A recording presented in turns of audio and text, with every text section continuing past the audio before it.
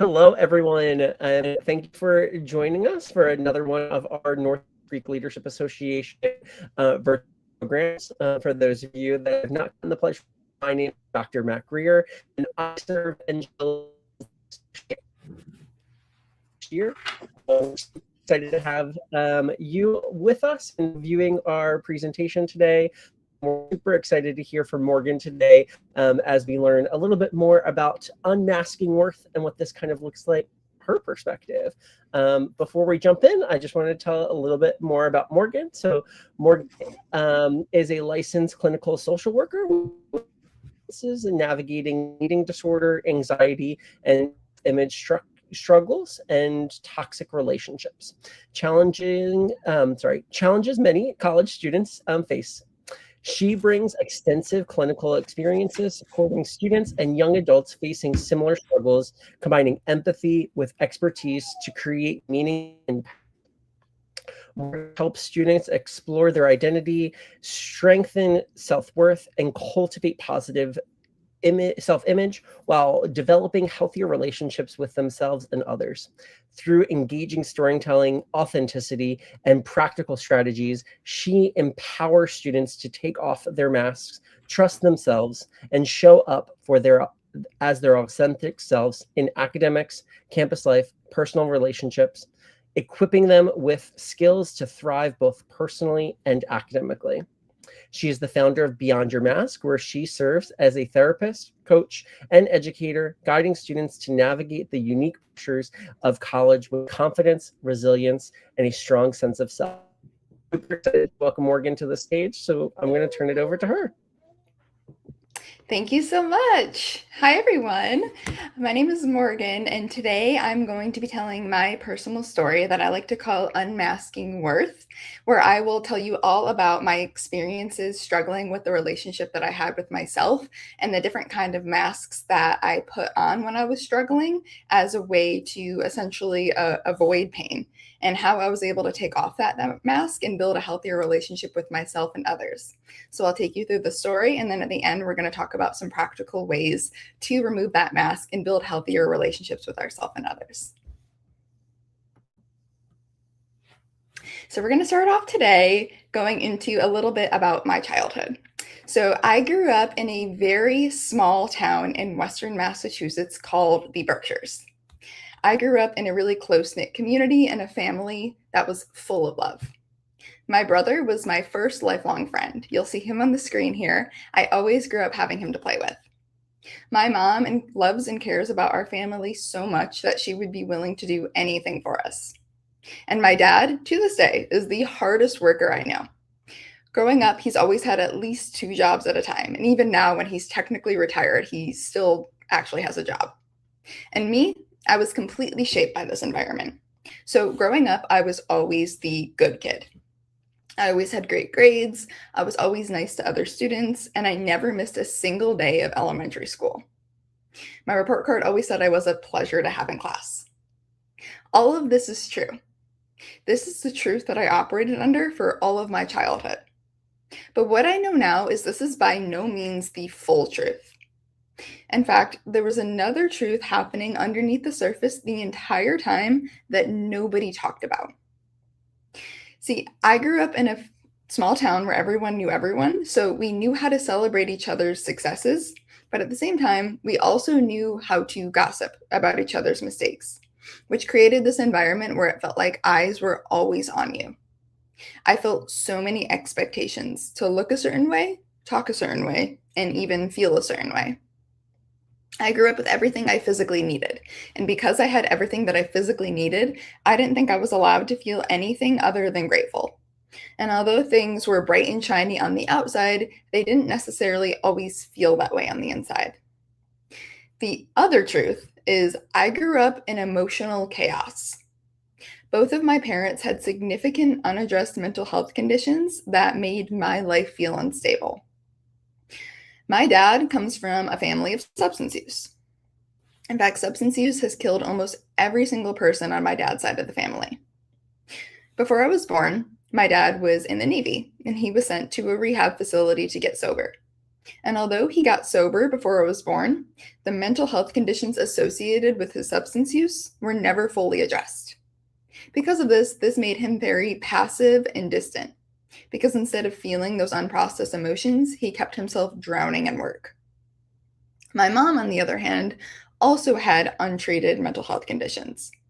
But because nobody talked about these things going on with her, all of her behaviors to me were completely normal. It wasn't easy for her to offer praise or let things be. So my normal became the sense that I could always be doing more, that I could be better. When I was about 5 years old, my parents had signed me up for soccer. And this wasn't because I was good at soccer or because I liked soccer, but because that's what all the kids in my hometown did. And something to know about me is that I am very clumsy and I never really learned how to run properly. So, as you can imagine, I wasn't great. You probably don't want me on your soccer team, but I still tried my best. After all of the games, I would watch my teammates run up to whoever was there for them and they would tell them what an awesome job they did. But when I ran up to my parents after the games, the first thing I would always hear is what I needed to be doing better. I would run up to them and they would say, "Come on, Morgan, you have to get more aggressive. You have to get in there." And this wasn't just with soccer either. Whenever I brought home a B on a test, instead of hearing "good job," the first thing I would always hear would be, "And why wasn't that an A?" There was always something more that I should have been doing. And over time, I eventually learned that successes weren't really something that we celebrated. They were simply expected. And if I wasn't reaching perfection, then I was always going to be falling short. At the time, I didn't have someone to explain to me that my mom was hard on me because she was uncomfortable with herself. This was a lot of what went unsaid. And without these explanations, I began to think that something was wrong with me. At a very young age, I started to hide parts of myself and the things that I didn't think that I could talk about. Now, growing up, I grew up in this environment where emotions, especially very big emotions, were not necessarily welcomed. If anything, they were made to be seen as scary, uncomfortable, and something to completely avoid. I think we all thought that if we didn't talk about our feelings, they would just magically go away. But I learned the hard way that unexpressed emotions do not just disappear. And for me, this became a really big problem because at my core, I am someone with endless curiosities, intense passions, and very, very big feelings. Often, when I showed these parts of myself, I felt like too much for the adults around me. My mom had her own big feelings to deal with and a need for control and anxiety that often took up a lot of space. And in that space, my role became clear. I needed to make my feelings smaller. I learned that if I was quiet, then the house was quieter. If I was calm, then she was calm. If I didn't step outside of my comfort zone, then she would have nothing to worry about. So I started to take on this role of making sure everyone else was okay, always putting their needs before my own. And in a way, I started to become a caretaker of others' emotions. And as I got good at this role, I stopped asking myself what I needed because no one else was really asking me either. There was no space for my big feelings or the person that I really was. As a result of this, there are two versions of me that I like to refer to as the real me and the expected me. So as you can see on the screen here, the real me, the version of me that's big, has big feelings and is passionate and messy and curious, that's the version of me that feels the most authentic and alive. The expected me, the version of me that seemed easier for others to accept, was the version of me that was very quiet. The version of me that had the perfect grades, the version of me that was always happy and obedient and never made mistakes. This version of me was perfect, or at least she was supposed to be. See, when I showed up as the expected me, I got a lot of positive feedback and validation and praise. People praised me for being the version of myself that they needed me to be. But when I showed up as the real me, I did not get that same kind of response. See, whenever I showed up as the real me, this version of me was often met with criticism and rejection. The more this happened, the more it felt like punishment, showing me that being the real me just wasn't okay. And over time, it started to feel like I had the option to choose. I could either be the real me and risk rejection, or I could be the expected me and earn acceptance. That disparity started to grow a lot deeper. But the problem with this is that the expected me is associated with perfection, and perfection does not exist. The more I tried to be perfect, the more disconnected I felt from the real me. And the more disconnected I felt from the real me, the harder it was for me to feel whole, seen, or even truly alive. The narratives that I started to believe were fueled by this constant worry. But I now know that these narratives were not my own. These narratives had belonged to anxiety. Now, my anxiety's voice was always trying to convince me things that weren't true. Like I have to earn love and acceptance from others, or I have to be perfect all of the time. It was like I was always carrying around this relentless critic in my mind that always found something wrong or not good enough. I started to develop this overwhelming fear that people would judge me, misunderstand me, or what I thought was worse, not like me at all. Vulnerability felt absolutely terrifying. Even the smallest things like making eye contact felt too exposing. It was as if someone saw too much of me, they would decide I wasn't worthy of connection altogether, so I just completely avoided it. Physically, anxiety felt like I was being hijacked by my own body. My chest would tighten, heat would rise from my neck to my face, and I would start excessively sweating. Thoughts would run through my mind a million miles a minute, making it hard to think or even form sentences, which then added to my fear that I was being judged or misunderstood. Anxiety was not just thoughts in my head. It ended up taking over my entire body. And by the time I got to middle school, anxiety's voice felt like truth with evidence to back it up. Because, you see, when I conformed to the expected me, it was really difficult for me to make friends because I wasn't showing up as an authentic version of myself. So, as you can imagine, the relationships I was forming reflected just that. They weren't built off of real, true, vulnerable connection. So, I never really felt a sense of belonging. When I did make friends, I would often find out about times that those friends would all go and hang out without me. And this wasn't just an isolated occurrence, but this eventually became a pattern. And the more this happened, the more it reinforced the core belief that anxiety and perfectionism was slowly planting within me, and that's that I wasn't good enough. I thought that if I was perfect, my world would be so much easier, when in reality, striving for perfection actually made my world way harder. By the time I got to high school, I was really excited. I thought it was going to be a fresh start for me. I was making goals with myself, thinking I'm going to look people in the eye. It's going to be great. And a few weeks into starting off my freshman year of high school, I ended up getting my first boyfriend. And I say got my first boyfriend because I treated having a boyfriend like it was this honor that had to be earned. And I'm going to tell you a little bit about him. So his name was Chad. And Chad was a junior at the time when I was a freshman. And I don't know if it was like this for any of you when you were in high school at all, but at my high school at the time, it was supposed to be a very big deal if a freshman dated a junior. So right off the bat, I started to get a lot of attention for dating this guy that was a bit older than me. Also, he was the school's golf star. So he was always in the paper for his golf achievements. If it was a Monday morning, we'd hear on the loudspeaker how great he did on a tournament the weekend before. And every single time that happened, you see, everyone would look directly at me. And they would say, "Oh my gosh, Morgan, that's your boyfriend." See, when this happened, I felt seen. I felt special.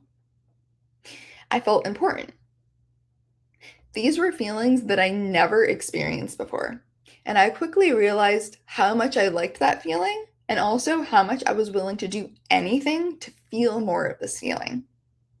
What I didn't understand at the time was why this feeling felt so good. See, I didn't have my own sense of internal validation. I didn't truly believe that I was special. So when I got external validation through Chad, dating him and what he was doing, I thought maybe, just maybe, I could believe that I was special too. Now, on top of Chad being this really popular junior and the school's golf star, I also had what I thought fallen in love with Chad.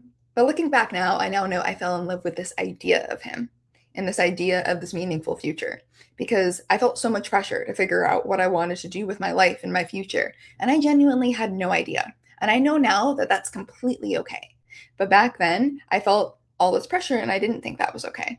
So to feel like I at least knew who I was going to spend my life with felt super relieving to me. My big feelings were coming up in an entirely new way, and they weren't so easy to ignore anymore.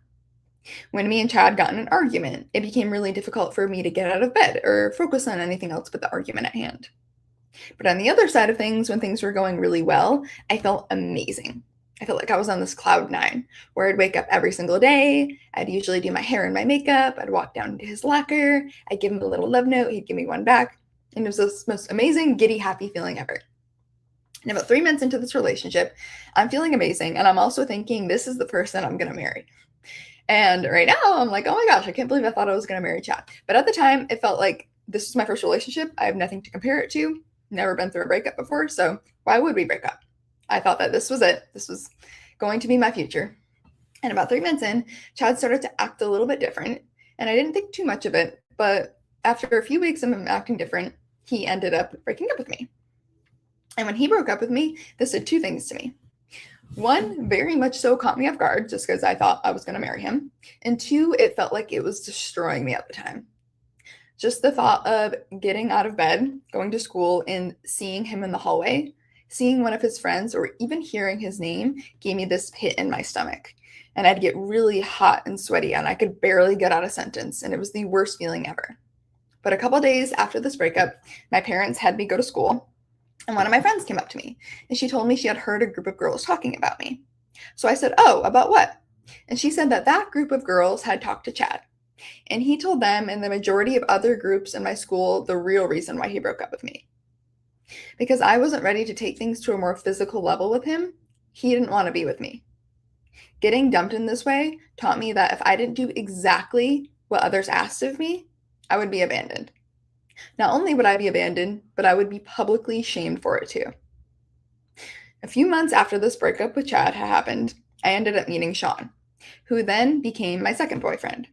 And everything I just mentioned about Chad, these feelings of love and connection, and definitely obsession, I felt with Sean, but 10 times more than I did with Chad.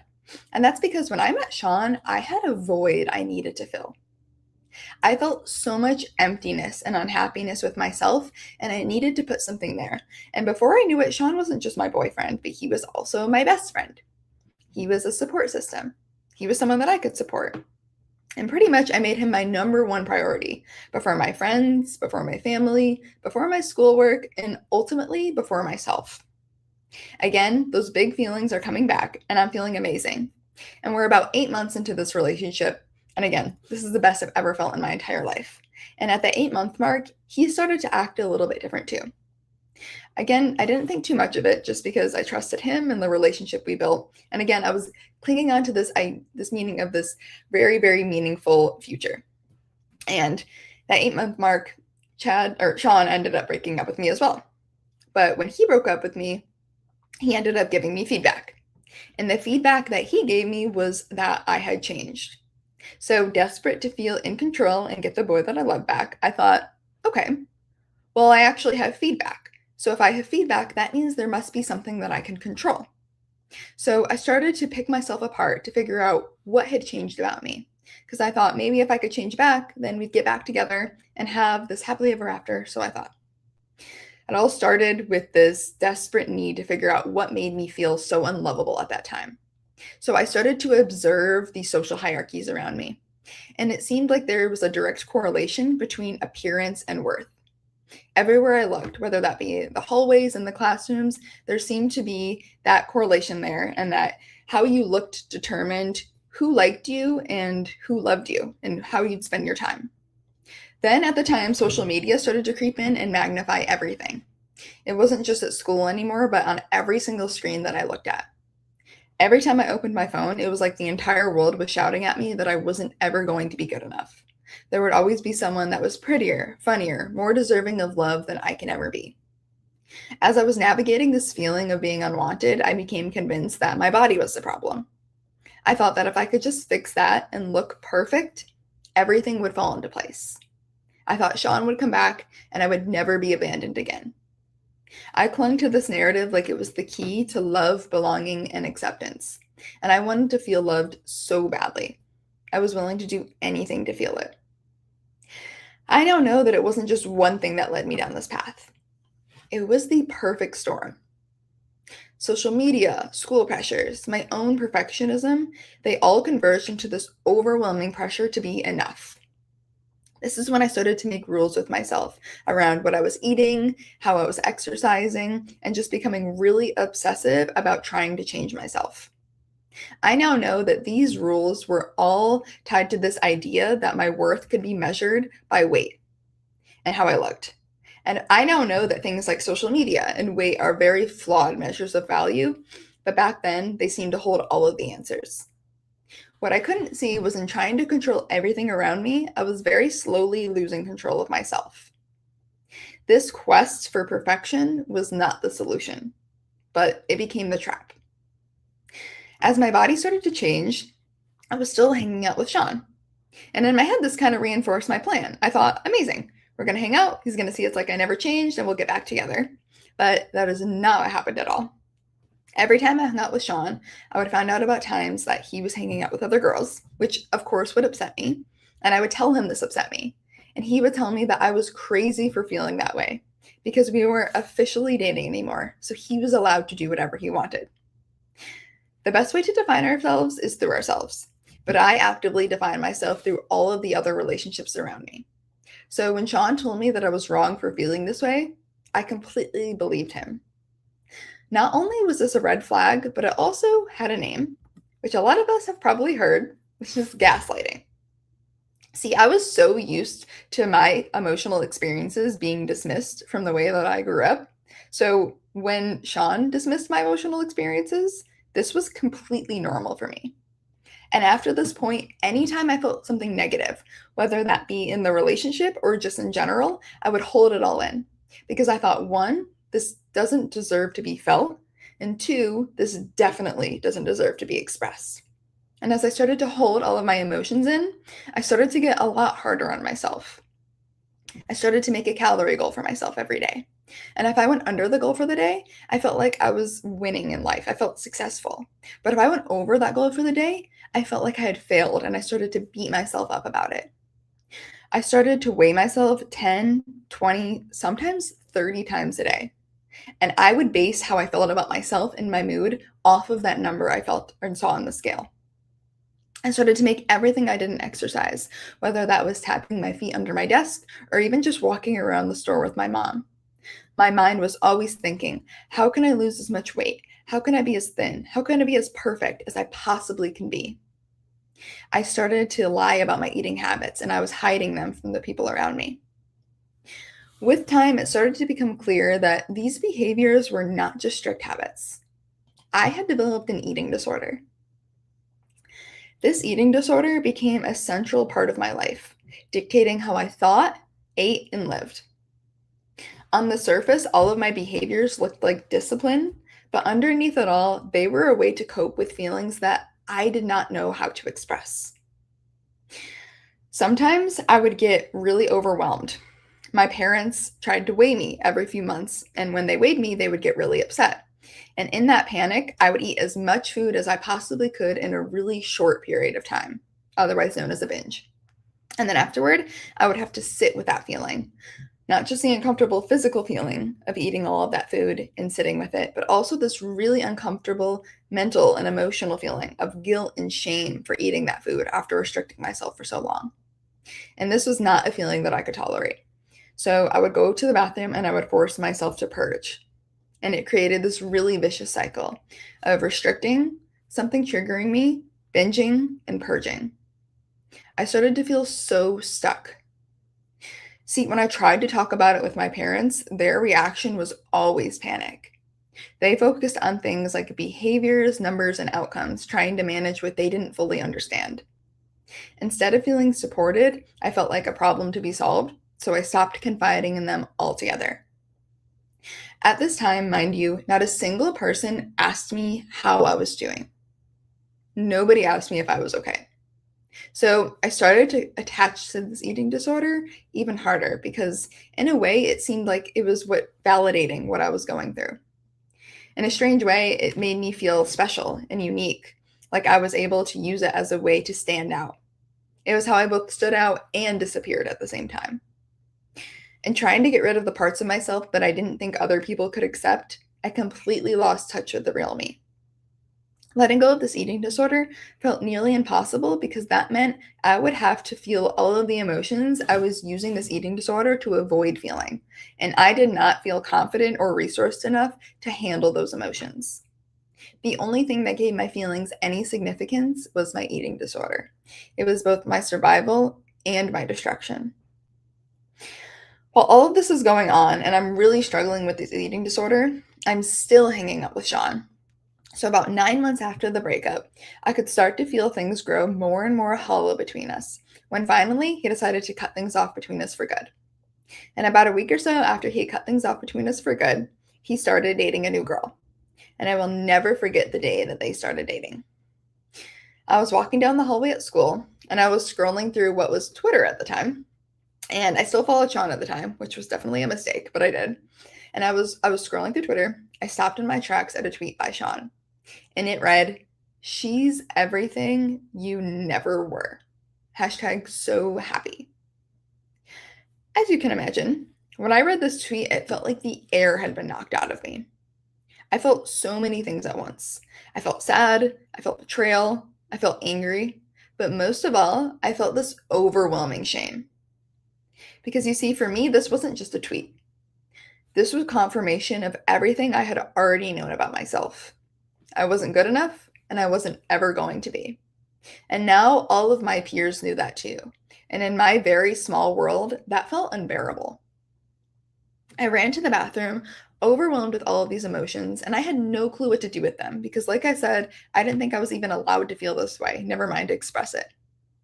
I couldn't make this shame go away, so I started to turn it inward, and I started to blame myself, not just for the breakup, but for everything that I thought was wrong with me. I convinced myself that I deserved to feel this way and that I needed to punish myself. This was the first day that I ever coped with an emotional pain with a physical pain. This was the first time I had ever self-harmed. Self-harming became a way to cope with this unbearable shame that I felt. It wasn't only about the coping, though. It was that way to punish myself for not being able to live up to these impossible standards that I thought other people had for me. I now know that that shame was never mine to carry, and it was rooted in these completely unrealistic expectations. But back then, it felt like it was all mine to carry, and this felt like the only way that I knew how to cope. Eventually, it started to feel like I was punishing myself for just existing. And I started to have these really dark, nagging thoughts about not wanting to be here anymore. Eventually, I started to think every single day more and more about taking my own life. I now know that I never actually wanted to die. I just didn't know how to go on living with my life as it was. And what I didn't understand at the time was my life as it was could change. And it has changed so much. But at the time, I couldn't see the light at the end of the tunnel, and I convinced myself that there wasn't one. It felt like I had no tools, no hope, no resources, and no way out. I felt completely trapped. I wish I had known that feeling suicidal didn't mean that I was trapped or broken. It meant that I was overwhelmed, and I needed help processing my emotions. Even reaching out to one person to just say I'm not okay could have helped to start relieve some of that weight that I was carrying. The pain that I felt was real, but so was the capacity that I had to heal. I just needed time, support, and the chance to see that things really could get better. If there's anything I could go back and tell my younger self at this time, it's that I wasn't alone and there were so many people that wanted to help me. I just had to give them the chance. At this time, I didn't realize that I was dealing with suicidal ideation or that I was depressed. Everything I thought I had known about myself and my future had completely crumbled. I genuinely lost hope that I would ever be seen and accepted as the real me, and I started to feel like nothing mattered anymore. Emotionally, I started to develop this numb feeling where I couldn't feel happy, and I also couldn't feel sad or mad, but it was just like nothing. And physically, I felt exhausted. My body would feel completely out of energy with every step I took, and I would be so tired even for sleeping for hours and hours on end. Depression disconnected me from everything and everyone all at once. I felt like I was in limbo, like I was nothing. The real me, the version of me that was excited to see the world and meet people, felt so far away. The expected me, the version of me that was supposed to be perfect, felt even farther. I was nothing. And so depression took on this really strange role in my life when, in a way, it was how I shielded myself from further heartbreak. As much as I hated the life I was living, at least at the end of every single day, I knew I could expect to feel lonely, disappointed, and always let down. As I was developing all of these mental health conditions, I slowly started to realize how much I wasn't actually living my life, how I was such in this survival mode. And one day, I was at home in my room, and I had this little voice in my head that I now know was my intuition that just thought at one point, I wonder what it would be like if I actually did live. For the first time, I allowed myself to see a little bit of hope and allowed myself to listen to it.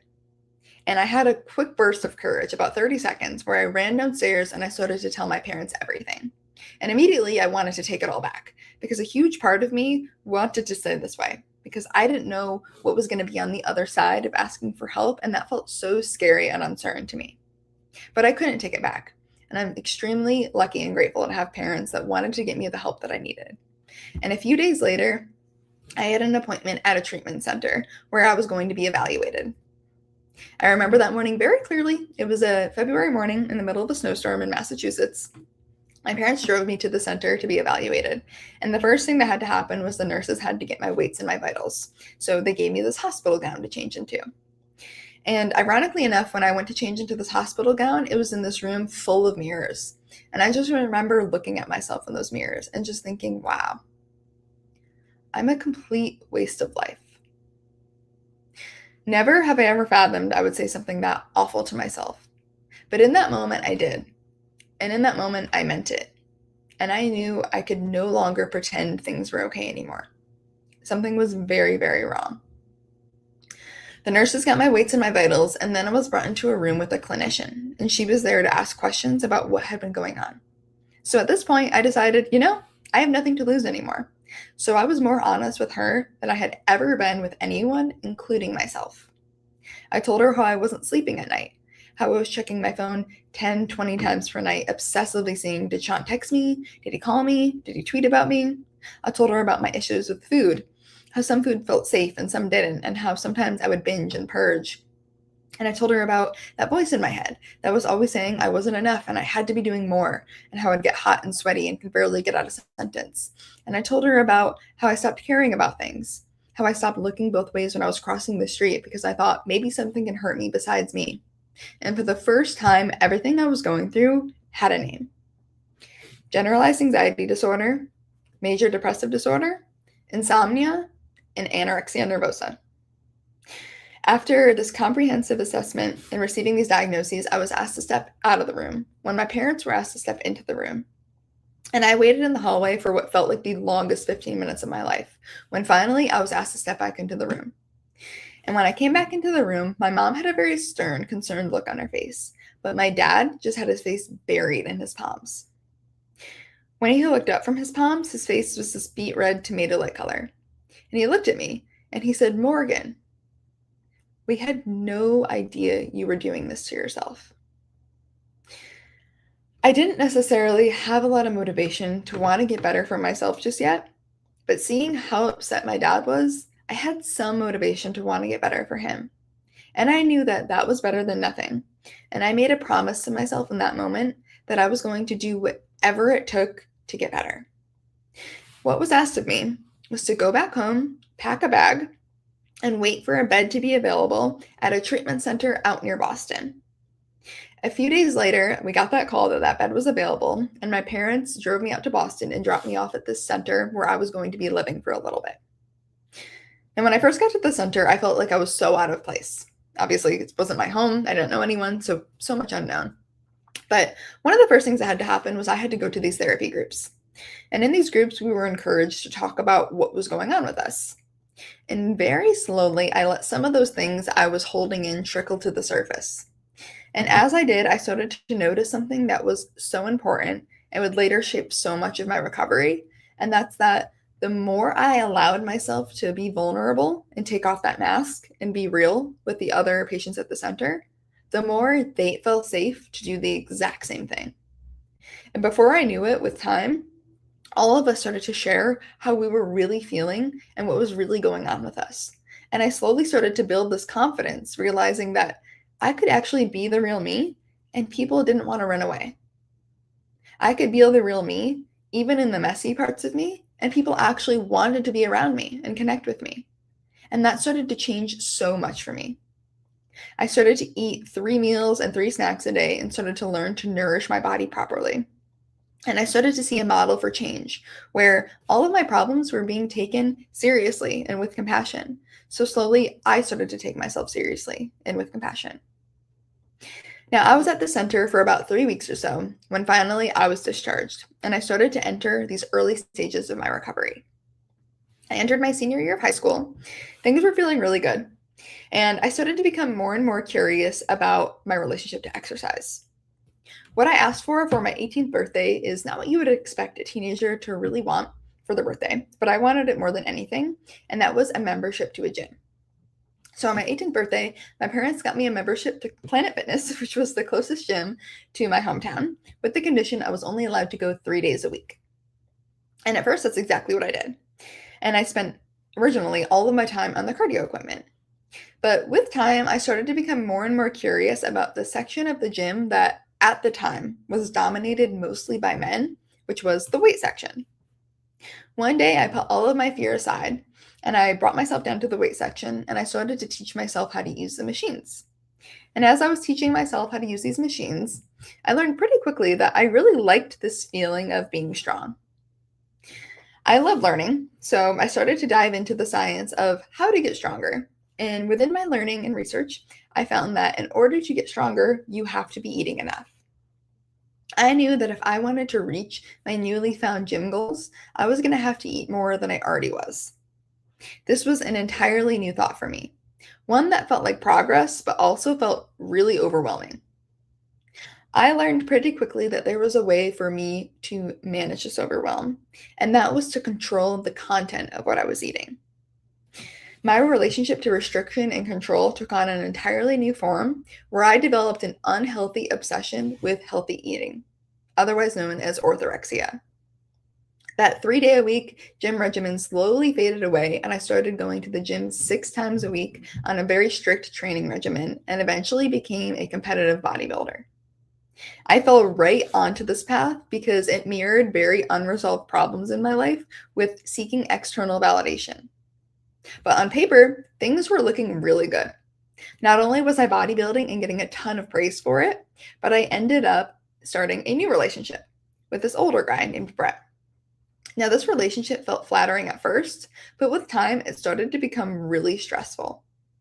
I didn't realize it, but I was recycling, again, these familiar dynamics in my life of seeking external validation and needing to be needed.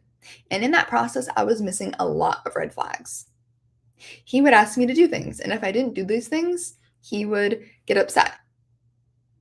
He would make comments about what I would wear. He eventually started to threaten to harm himself. Things escalated even further when he did harm himself. Things escalated even further when he harmed me. I didn't realize it at the time, but this was abuse. There was this little voice in my head that was always nudging me to leave this relationship, and sometimes I would listen to it, but it wouldn't last long. Brett would cry and scream and make these empty promises to change, and then temporary relief would then happen, but then soon with the cycle of escalation, violence, and repeat. I felt so stuck. See, leaving this relationship wasn't just about leaving this relationship. It was also about leaving parts of myself behind. These were the parts of me that clung to codependency and the need to be needed. And these were parts of myself that I had never shown up for before. There was one day in particular where the relationship reached a breaking point, and I finally decided to listen to that voice in my head that told me to leave, and I made the decision to walk away for good. For the first time in my life, I chose myself. I ended up moving in with this amazing girl who became my best friend, and for the first time, I had a relationship that wasn't built off of conditions or outcomes, but off of unconditional love.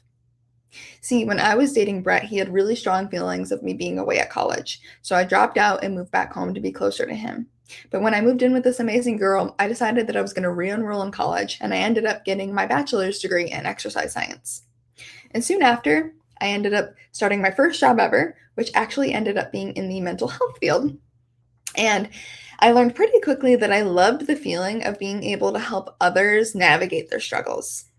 In doing so, I started to see parts of me that still needed my healing, and I eventually looked more inward at my relationship to food and exercise and started to replace things like rigidity and control with flexibility and freedom and found a much more fulfilling way to live.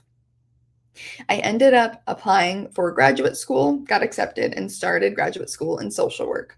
And eventually, I ended up getting a job at an eating disorder treatment center. And things started to feel really full circle when I started to choose myself. There was one day where I was running a group at the center, and I was asking the patients the question of the day. And the question of the day was, what would you do if you weren't afraid? All of the patients went around and gave their answers to this question when, as the group was wrapping up, one of the patients turned the question around on me. And she said, what would you do, Morgan? What would you do if you weren't afraid? Now, the question completely caught me off guard, so I didn't really have an answer. But without even thinking, I just blurted out, I'd move to California. Now, at the time, I wasn't actively considering moving, and a place like California felt extremely unrealistic and only like a dream. But a few weeks later, I couldn't stop thinking about why I specifically said that. So I decided to open up the Maps app on my phone, and I asked myself if I could go anywhere, and it didn't matter what anyone thought, said, or did, where would I go? I zoomed in on Southern California, and San Diego caught my eye. Before I knew it, I was saving up my money, I found a roommate online, I packed my car, shipped it across the country, and bought a one-way ticket to San Diego, California, a place I never even visited before, but somehow already felt like home. On November 9th, 2020, I made the biggest choice of all, and that was to embrace the real me, knowing that the real me was going to thrive in California. This time, when people told me it was a bad idea, that I was being impulsive, it wasn't the right decision, I heard them loud and clear, but I heard the voice inside of me louder. And I trusted that voice more than I trusted anything. When I first got to California, everything felt electric. Watching sunsets became one of my favorite things in the whole wide world. And the first friend I made was originally from Italy. Her name's Miriam, and together we made some of the best memories of my life, where she embraced the real me and accepted the real me and loved the real me. Soon after, I ended up meeting San Diego native Daniel, and with him, I formed my first ever healthy relationship. He showed me that love doesn't have to hurt, and I don't have to drain myself in order to sustain it. For the first time, I was living and I was me. All of this is true. Every moment of building this beautiful life for myself is completely real. But there is another truth coexisting alongside all of the progress and joy. While building this life I could finally call my own, I was still struggling. I went from living at this town where I was a very big fish in a small pond to a city of 1.8 million people. Suddenly, I was a small fish in a huge pond and I didn't know anyone. I struggled with moments of self-doubt and loneliness. I wanted everything to fall into place when I left my relationship with Brett, but I learned that healing does not work like that. Healing is a process. These two truths of struggle and joy coexisted alongside, and they still do. I learned that choosing myself wasn't ever going to be this one-time decision. It was a choice that I had to keep making in both big and small ways. Just because I made a few important choices doesn't mean that I'm done. And healing isn't a one-time event. There were things that I thought I had healed from that I continuously had to go back and revisit, even when I thought I was over it. The thing is, I learned that healing was not linear and I had so many ups and downs. Listening to my intuition is easier than it's ever been, but that doesn't mean that it's always easy. Sometimes I have to work extra hard to hear it, and sometimes anxiety and self-doubt drown it out completely. What I've learned most importantly is that the relationship I have with myself is at the heart of it all. This relationship has taught me how to trust myself and respect myself, which is then translated to building relationships with others that trust and respect me too. The truth is, choosing yourself isn't ever a one-time decision. It's a choice that I keep making, and it's very worth it. There was a time in my life where I didn't think my life was worth living, but I am here as living proof that it does get better. So here's a little bit of the wonderful parts of my life now. When I made the slide, I asked myself, what am I the most proud of in my life? And it's definitely the relationships I've formed. So I really wanted to reflect that here in the slide. On it, you'll see these pictures with Daniel. We're getting married in August, so that's really exciting. This is Miriam, my friend from Italy. She had to go back to Italy, but now I have an excuse to go to Italy and visit her, which is really fun and amazing. It's my parents eventually visiting San Diego, which is great. So yeah, I just have this beautiful, vibrant life now, and I would never have been able to co-find this life if I gave up on myself. So I really want to get that across throughout my story. And if you don't take away anything from my story today, here's Cashew. I throw him in here as well, just because I feel like that was a really heavy story. So I like to throw him in for the lightness. But if you don't take anything away, I hope that you can remember these 3 things. You don't have to shrink yourself for the comfort of others. The most important relationship you will ever have is with yourself, and to choose yourself even when no one else does. Choose yourself and keep choosing yourself. The last thing I want to quickly go over is, what does it mean to unmask your worth or move beyond your mask? My business is called Beyond Your Mask because throughout my story, I put on all of these different masks, but underneath it all, they are a way to avoid myself. So these are some practical things that you can do moving forward to move beyond your mask. One of them is expressing how you actually feel, because at the end of the day, we can't expect other people to read our mind. We have to clearly communicate what's going on with us, and the right people will stay for that communication because they realize that that actually benefits the relationship. Let people know your authentic self. Again, if you're not showing up as an authentic version of yourself, you're not going to even attract the right people. So if you're able to be in touch with your authentic self and show up as that version, ideally, you'll attract the people that are meant for you. Choose connection over approval. Also, allow yourself to be supported. It's so easy, I think, for a lot of us to show up and support others, but we also deserve that support too. So intentionally making space for that is so important. And also being that safe person for a friend.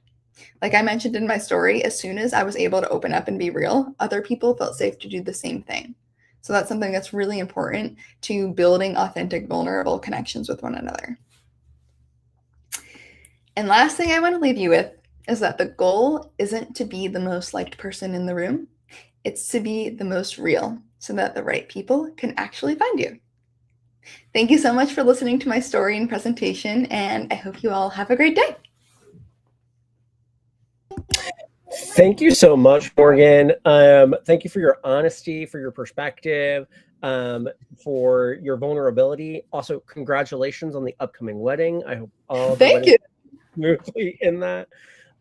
For our listeners, I just want to remind you, Unmasking Worth challenged us to rethink how we define value, not just of ourselves, but of the communities that we lead as well, right? That work does not just end with the end of this session. So we hope that you continue to think through those processes for yourself. Morgan, again, thank you for pushing us to reflect and lead with more intention. And to everyone who joined us, thank you for joining us, showing up and continuing to invest in your growth and your community's growth overall. I hope you can join us for a future NGLA virtual program.